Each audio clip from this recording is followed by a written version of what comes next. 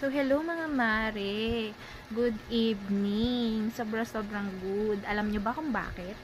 Diba sa mga regular clients ko dyan or nakapagpa-process na po sa akin ng last pay later, alam nyo na ang process na ito ay hindi real time.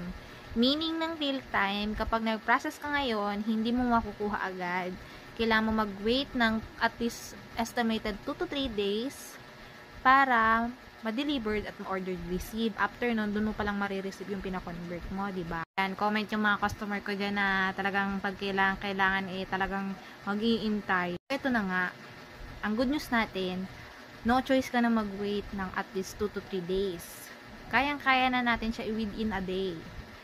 Pero may pag-iintay, oo, siguro minutes, 2 hours in case na may delay. Pero, hindi na kailangan ng, yung talagang mag-iintay ka ng days. Double good news dahil si last pay